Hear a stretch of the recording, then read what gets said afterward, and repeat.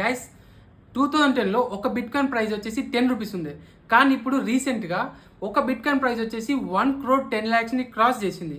So ఇప్పుడు చాలామంది social media ఏం చెప్తున్నారంటే, ఒకప్పుడు బిట్ కాయిన్ 10 రూపీస్ నుంచి 1 crore దాటింది కదా, సేమ్ అలానే XRP, Solana, Ethereum, Dogecoin కూడా అలాంటి మూమెంటే వస్తుంది, అలాంటి రిటర్న్స్ ఇస్తుంది అంటున్నారు. But let me tell you something, that is not going to happen right now.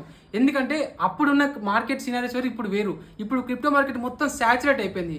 But క్రిప్టోలో అసలు రిటర్న్స్ రావాలంటే ఇట్ విల్ రిటర్న్స్ వస్తుంది. ఇప్పుడు బిట్ కాయిన్ కూడా ఇప్పుడు 1 CR ఉంది, కమింగ్ డేస్లో it will go to 3 CR 5 CR కూడా వెళ్తుంది. కానీ అప్పుడు ఎలా అయితే 1 రూపీ కాస్త 10 lakhs అయిందో, ఇప్పుడు క్రిప్టో మార్కెట్ అంటే పాసిబిలిటీ లేదు. ఇప్పుడు సొలానా తీసుకుంటే ఎగ్జాంపుల్ $200 ఉన్నది కాస్త $2,000 $3,000 వెళ్ళొచ్చు. అంటే it will give 10x 20x returns in the coming future.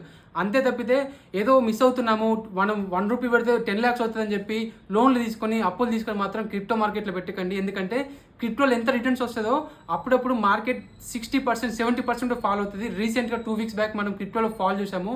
More than 20 lakhs people liquidate అయిపోయారు. మీరు ఒక క్రిప్టో ఇన్వెస్ట్ చేసినా కూడా లెవరేజ్తో ఇన్వెస్ట్ చేయకండి. వితౌట్ లెవరేజ్ స్పాట్లో ఇన్వెస్ట్ చేసుకోండి.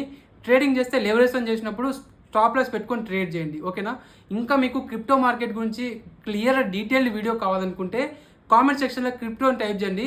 అసలు క్రిప్టో మార్కెట్ని ఎలా అనలైజ్ చేయాలి, కాయిన్ మార్కెట్ క్యాప్ని ఎలా యూజ్ చేయాలి, మొత్తం దీని మీద ఒక డీటెయిల్ యూట్యూబ్ వీడియో చెప్తాను. ఎందుకంటే ఒక ఇన్స్టాలో ఇవన్నీ పాసిబుల్ కాదు కాబట్టి.